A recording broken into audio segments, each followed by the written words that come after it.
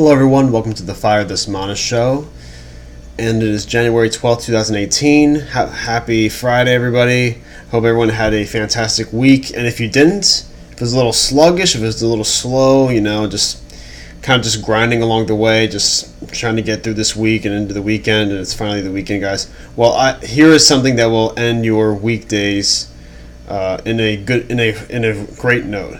And this is according to disobedientmedia.com, written by Elizabeth Voss, who is a fantastic journalist, a fantastic independent journalist. And this was written a couple days ago. And this is breaking. Court order confirms DNC fraud lawsuit appeal will continue. I will repeat that. The DNC fraud lawsuit appeal will proceed.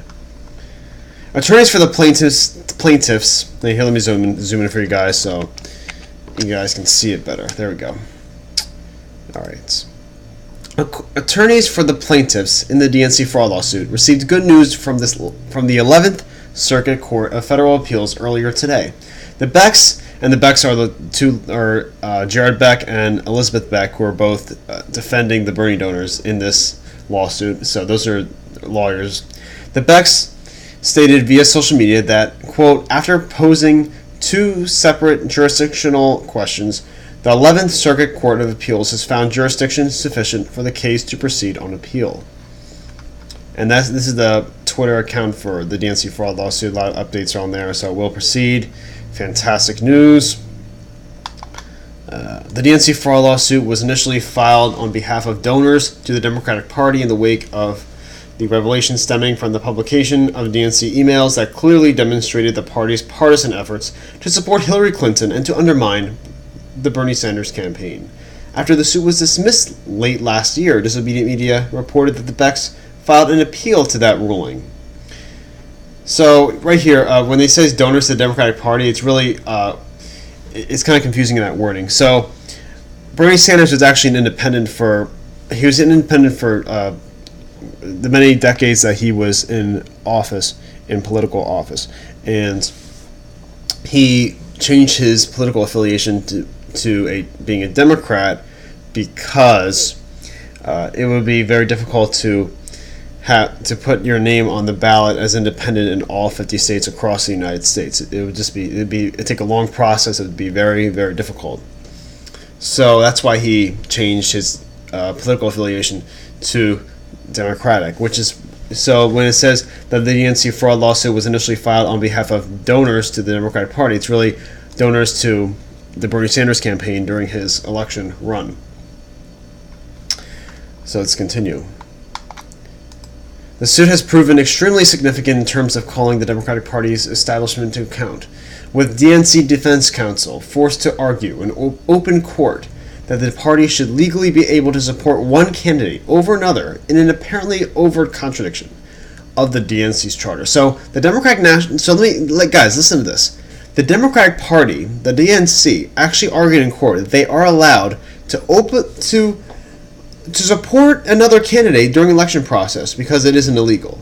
It's only in their charter. That's what they claim. They claim that it's that they're allowed to do that. They're allowed to pick candidates in a smoked up room ahead of time before the primaries, and it's just absolutely crazy. I mean, we're living in the 21st century, and there are superdelegates that are very corrupt. I mean, superdelegates basically undermine the vote. I mean, I remember in a state like New Hampshire there was a state, I believe it was either Idaho or some mid-state in the middle of the United States where Bernie Sanders won impressively, but yet Hillary Clinton got more superdelegates than Bernie Sanders did in that state. So Clinton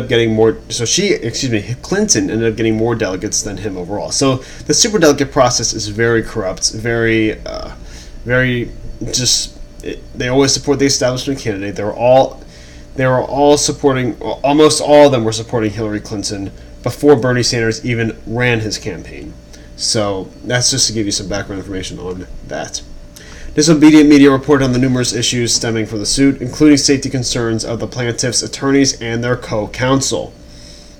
So this is where this is real stuff, guys. Like, this is not a Here, let me just read this first. Among other disturbing events surrounding the case, including the death of Sean Lucas, Disobedient Media reported that the Becks had received unusual phone calls from a caller ID which matched the Aventura office of, guess who? Debbie Wasserman Schultz, a defendant in the case. So basically, Jared Beck and Elizabeth Beck are receiving unusual phone calls. So maybe some threats, maybe some, maybe they're getting threatened by Debbie Wasserman Schultz, by the Democratic establishment. Because, I mean, this isn't like, and like I said earlier, this is not like a fantasy. Like this was one of the witnesses, Sean Lucas. He died. I mean, let's open it up real quick. I mean, this is just unbelievable stuff that's going on. I mean, right here. Let's see. Disobedient Media previously reported on Sean Lucas's death, which occurred shortly after he attempted to serve former DNC chair Debbie Wasserman Schultz with papers regarding the DNC fraud lawsuit. Attorneys for the plaintiffs in that case later sought protection from the court, and in doing so incited both Seth Rich and Sean Lucas's deaths, as well as that of Baranton Wisenant Jr. Alright, it doesn't really talk about how they got killed. Well, we all know what's happened to Seth Rich. Well, actually, we really don't know what happened to Seth Rich, to be honest. I mean, they claim it's a botched robbery, but I mean, it's very clear all of his belongings were still on Seth Rich. His watch was on him. His wallet was still on him. I mean, he was clearly. I mean, I feel like he was shot somewhere along the lines by somebody. We still don't know who shot him. There's still no answers. So I'll have to look into Sean Lucas, the unexpected death of process server Sean Lucas. So again, he worked in the technology field in the Democratic Party, I'm assuming. So moving along with this article right here.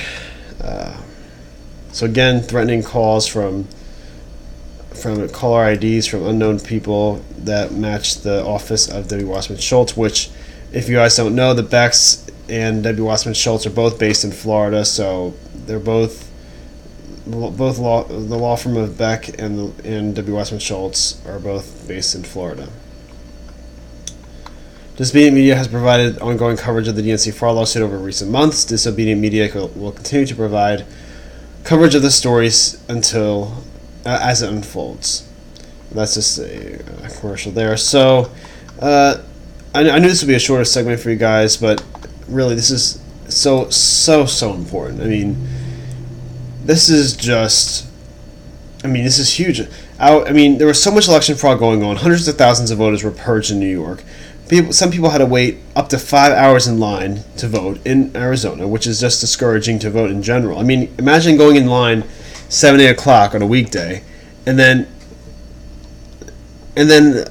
all of a sudden coming out and having to wait in line till practically 11 o'clock, 11 p.m. or midnight. I mean, this is real stuff. I mean, they're suppressing voters. They were suppressing voters because they wanted low voter turnout, because they knew if there was high voter turnout, then Bernie Sanders would win, because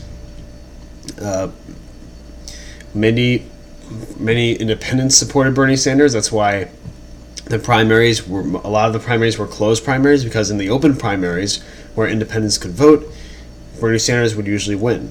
So again, I mean, there was election fraud. There was collusion between the DNC and Hillary Clinton campaign, and the Russian dossier. Where that was a defamation on Donald Trump, but that's a separate story. I shouldn't have brought that up. My bad.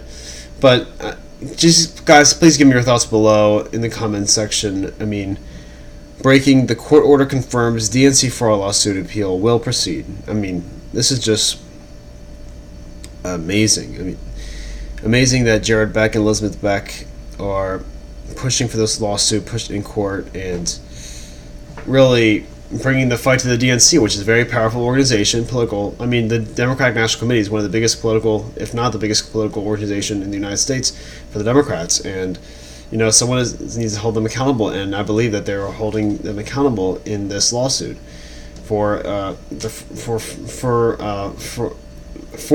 really frauding Bernie donors. So, guys, follow me on social media on minds.com, gab.ai, and Steemit, and I'm going to try BitChute as well. I'll put the link below. So thank you guys so much for listening.